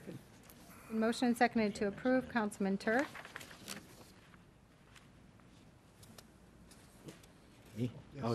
Aye. Councilwoman Gavin. Aye. Councilman Girl. Aye. Councilman Hug. Aye. Councilman McFarland. Aye. Councilman Morris. Aye. Councilman Mudrin. Aye. Councilwoman Coleman. Aye. Motion carried. Council Memo 428-15, a resolution appropriating funds for the Phase 3 engineering for the Caton Farm Road over the DuPage River Improvement Project. It's recommended said resolution be adopted. So moved. Second? The motion is seconded to approve. Councilwoman Gavin. Aye. Councilman Girl. Aye. Councilman Hug. Aye. Councilman McFarland. Aye. Councilman Morris. Aye. Councilman Mudrin. Aye. Councilwoman Coleman. Aye. Councilman Turk. Aye. Motion carried. Council Memo 429-15, a resolution appropriating motor fuel tax funds for the 2015 roadways resurfacing contract, Phase 2. It's recommended said resolution be adopted. So moved. Second? The motion is seconded to approve. Councilman Girl. Aye. Councilman Hug. Aye. Councilman McFarland. Aye. Councilman Morris. Aye. Councilman Mudrin. Aye. Councilwoman Coleman. Aye. Councilman Turk. Aye. Councilwoman Gavin. Aye. Motion carried. Council Memo 430-15, a resolution authorizing the sale of city-owned property to the adjacent property owner. It's recommended said resolution be adopted. So moved. Second? It's been motioned and seconded to approve. Councilman Hug. Aye. Councilman McFarland. Aye. Councilman Morris. Aye. Councilman Mudrin. Aye. Councilwoman Coleman. Aye. Councilman Turk. Aye. Councilwoman Gavin. Aye. Councilman Girl. Aye. Motion carried. Council Memo 431-15 was previously approved. Bids and contracts, award of contracts. Council Memo 433-15, award a contract for 2015 roadway resurfacing, Phase 2. Council Memo 434-15, purchase 3 2.5-ton dump trucks with plow accessories. Memo 435-15, award a contract for the 2015 sewer rehabilitation point repairs, various locations project. Council Memo 436-15, award a contract for the 2015 Hickory Spring Creek cleaning project. Council Memo 437-15, award a professional services agreement for the Phase 3 engineering services for the Caton Farm Road over DuPage River Improvement Project. It's recommended Council Memos 433 through 437-15 be approved. So moved. Second? It's been motioned and seconded to approve. Councilman McFarland? Aye. Councilman Morris? Aye. Councilman Mudrin? Aye. Councilwoman Coleman? Aye. Councilman Turk? Aye. Councilwoman Gavin? Aye. Councilman Girl? Aye. Councilman Hug? Aye. Motion carried. Amendments, change orders, and payments. Council Memo 439-15, approved payment for previous year's bituminous patching materials. Council Memo 440-15, approve Amendment Number 1 for Phase 2 engineering services for the Caton Farm Road over DuPage River Improvements Project. Council Memo 441-15, approve change order number 1 and payment number 1 and final for the 2015 utility spoils hauling contract. It's recommended Council Memos 439 through 441-15 be approved. So moved. Second. It's been motioned and seconded to approve. Councilman Morris? Aye. Councilman Mudrin? Aye. Councilwoman Coleman? Aye. Councilman Turk? Aye. Councilwoman Gavin? Aye. Councilman Girl? Aye. Councilman Hug? Aye. Councilman McFarland? Aye. Motion carried. Next is the city manager report. Just one thing, Mayor. Last week, the city was honored with a community award from the Joliet Job Corps because we have provided the facility maintenance program for having students come downtown and do some cleaning.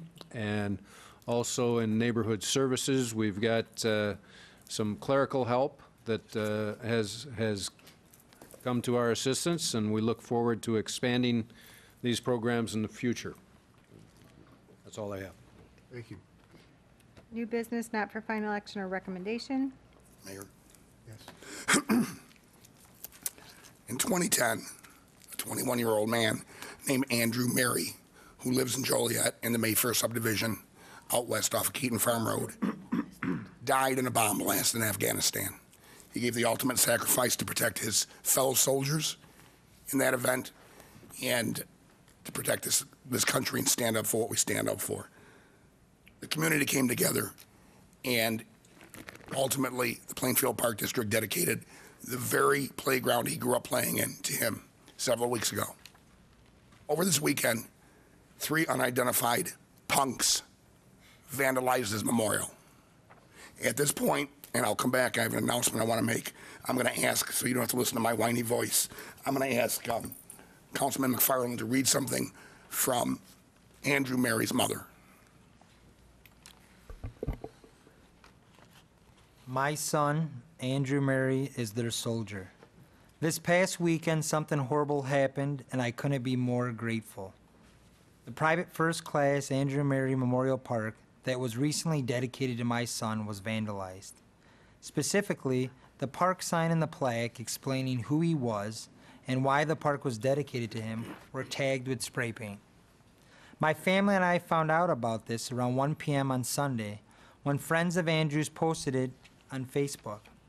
Instantly, that posting was shared dozens of times and hundreds of comments poured in expressing outrage and promising dire consequences to those perpetrators. I was beyond sick with anger and grief and sorrow and rage. It took about another hour before I could get over there. I knew I was driving almost literally with blood in my eyes, but as I arrived at the park, I initially thought there was actually something wrong with my vision. The sign looked as fresh and pristine as the day it was installed. As I stood in the middle of the street, stupidly staring at it, the neighbor I had intended to speak to pulled up and informed me of the part of the weekend's event for which I will never be more grateful for. They woke up that bright Sunday morning to a group of people clustered around the sign, armed with sponges, rags, cleaning agents, and even a rake. This was how they found out the sign had been vandalized. Being the good people they are, coffee and water was offered to this group of neighbors who saw the damage and simply acted. I have to say that again.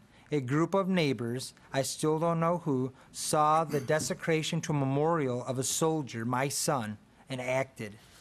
By 12 noon on Sunday morning, there was not a trace of the damage left.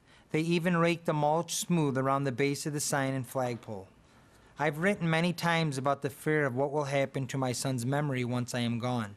He was my only child. He did not have a wife or children of his own. I've also written that those moments of weaknesses are always followed by the realization that though he was not only my only child, he had many, many brothers and sisters both in and out of our military. After this weekend's events, I'm reminded of something else I've said but need to tell myself more frequently. He was my son, but so many who never ever met him in his life have made him their soldier. He was from their town. He went to their school, he played in their park, and grew up playing in this park, the park that now bears his name. Life is sometimes good, even when it appears to be anything but. And there's another lesson from this past weekend I'm going to try very hard to remember. At 1 p.m. on Sunday afternoon, I experienced a blackness of rage and hate so deep and all-consuming it scared me. Even more frightening was the helplessness and the despair I felt over how would I ever be able to protect my son's memorial from the evil that exists in the hearts of others. Little more than an hour later, I was equally overcome by the gratitude. Now I just need to continue to remember there are and always will be people who may or may not have known my son, but who will honor him and protect his memory and his memorial because of what he has chose to do with his life. He was my son, but he was and remains their soldier. And that was written by Private First Class Andrew Mary's mother. I too was infuriated when I found about it. The mayor was infuriated. Councilman McFarland was infuriated. Andrew Mary is our soldier. He's one of us. He's from Joliet, and he did give the ultimate sacrifice. The most unnatural thing that can happen to any parent is for the child to go before him. I heard that some 30 years ago when I went through a loss of my own, and they said the most unnatural thing is for a child to go before their parent. Well, he made the ultimate sacrifice, and it takes some hell of a level of inhuman actions to put a mother and a father through that a second time, to desecrate the memorial of their son. After visiting there myself, Mayor Odekirk, and Mayor Odekirk was right in his campaign. We will be great again. And this is going to be one of the small steps. We're not putting up with this. Myself, Mayor Odekirk, and Councilman McFarland have pledged $250 apiece for a total of $750 as a reward for any information leading to the 3 individuals that were identified. And, for the, I guess you would say, the information leading to an arrest. And let them know if they're watching. Let their parents know if they're watching, depending on their age. We will find you. And I will apologize to Andrew Mary's memory, to his mom, to his dad, and to our community that such a horrible thing did happen. Thank you. No comment. New business? Business? Okay. None. Next, we have public comments. Candace Johnson.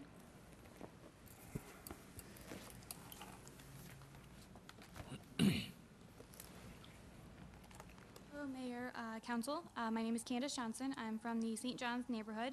Tonight, I am going to be bringing up Bicentennial Park. Unfortunately, I have heard a lot of rumors, and I would say on my part, sad rumors. I would like, hopefully, maybe some clarification, more information. The city of Joliet currently owns Bicentennial Park.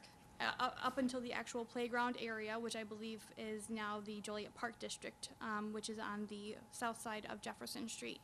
And we have heard recently that the city will be possibly giving Bicentennial Park to the Joliet Township government. I understand that technically we are under Joliet Township government still, but at the same point in time, you guys currently have possession and control over what happens at Bicentennial Park. Many members of St. John's Neighborhood Organization, as well as residents in the St. John's neighborhood, are upset.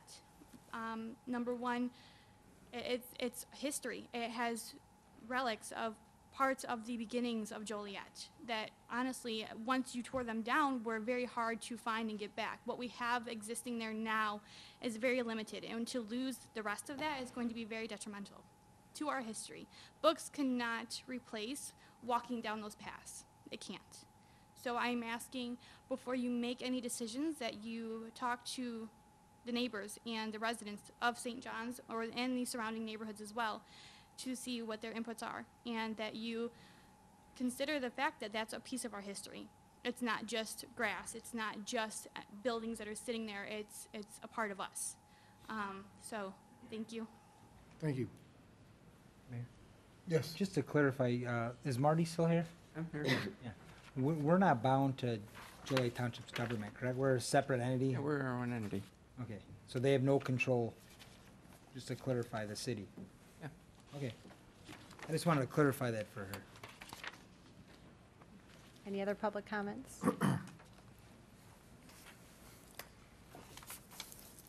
Mayor, Council, I'm Pastor Glenda McCullum with Kingdom Builders International.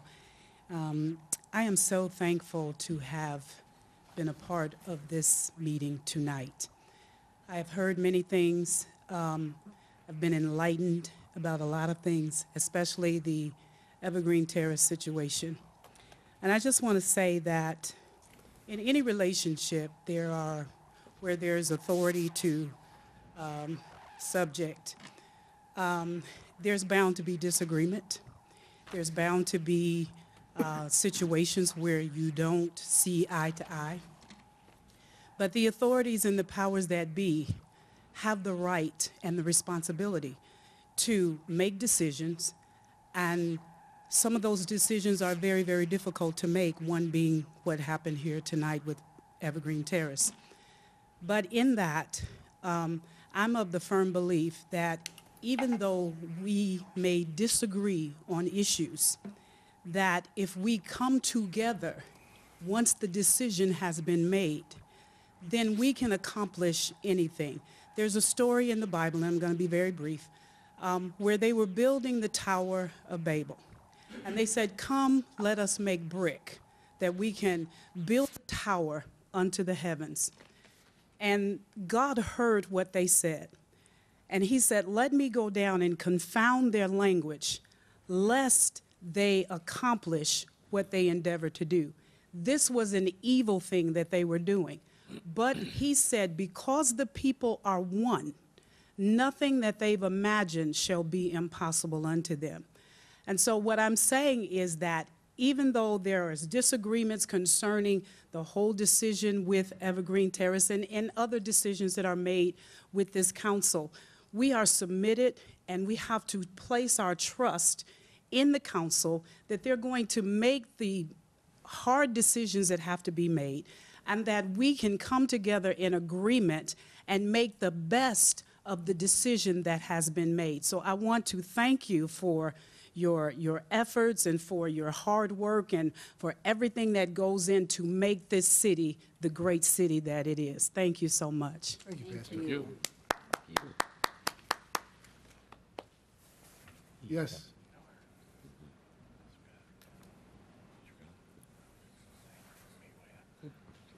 Roger Thompson, 1110 Nicholson. I just want to clarify and understand and suggest that the CDGB funds will be available to do the normal work that needs to be done around the city. Is that current? Is that? As I said earlier, the $3.3 million that was allocated and withheld from the city by HUD will be able to be utilized in designated areas where we're eligible to have projects. And we'll continue to get an annual allotment of over $800,000 a year in our future years. So does that essentially mean that that money is available right away for those many projects around the city that blight and other things that need to be taken care of? Yes, we'll have to revise our plan on and have some public hearings on what we're proposing to spend the money on, but it will be readily available. Well, I just can't help but think that'll help the city a lot, to free that money up to do those projects around that there's so much blight around the city that's holding it back. So I think that's great. Thank you. Thank you. Next is mayor and council comments. Councilwoman? Yes. Thank you, Pastor. It's not often that we get to hear that, but we certainly thank you and continue to pray for us as we go on our way. I would like to stand up and salute the Joliet Police Department. Wow, that's awesome, Chief. Thank you, and thank all of your staff for me as well. It's a proud moment for us all. Thank you. Just briefly, real quick, Jim, could we get on the city website an announcement of the personal reward that the three of us committed, $750? Make sure you say personal so I don't think it's city money. In the case of Private First Class Andrew Mary's memorial. I'll make a note of that. Okay. And Chief Benton, congratulations to you and all the guys. I know you couldn't do it alone, so I'll say all the guys and women. And you guys do a darn good job while you're still down. No comments. Yeah, I just like to say, if it's okay with Councilman Hug, I would like to also do $250. I'm gonna have to check with my wife, but I think she'd be okay with it. 1,000. We're up to 1,000. We're up to 1,000. Thank you. Other than that, Chief, good work. I'd just like to thank everyone opposed and for the purchase of Evergreen Terrace, just to come out and to interact in the discussion. So I just like to thank everyone, and we just have to work together and keep praying. And we'll come through it. Amen. Thank you, Mayor. Thank you. Chief, thank you. Everyone and residents, thanks for coming and spending the night with us. Yeah, right. Stormy night. My turn. On a lighter note, Bob Navarro brought this to me in in July, and just so you know, our advertising for City of Joliet made it in the playbill, and this is in all the plays and all the theaters downtown in Chicago, so people know where we are. And this is a quick ad. This is the City of Joliet excitement, and believe me, it was exciting tonight in a different way, but I'm very proud of this, that he did this for us, so hopefully it'll come again. I also want to ask Jim, back to the sign issue, okay? This Accurate Insurance company that's out of business now, they are at the corner of Jefferson and Larkin. And they have all these silly flags all over, and there must be at least 10 or 15 on top of the roof. So for future, I think maybe this should go back to land use. When people want to put that many flags up, maybe since people have to put a bond up for monopolies for the wireless telephone communications, maybe we should have bonds put up for all these flags, because they left and didn't take all these things down. Yeah. It looks like an eyesore. It's an eyesore. And with that, it would have been nice had all of us been asked to donate the money, but I'm not going to tag along on that, although my husband was a Vietnam veteran, and I support our soldiers, and I had to read about that in the paper, and I felt very bad about that memorial that was decimated. But thanks to good people that are coming together and took care of that lady will never have to worry about her son's memorial. And that's all I have to say. Thank you. Nothing. I have a number of comments, but because of the late hour, they can wait for the next meeting. So thank you, Pastor McCollum. That was very nice comments that you gave tonight. Is there a motion to adjourn? So moved. Second. All in favor? Aye. Opposed? Meeting adjourned.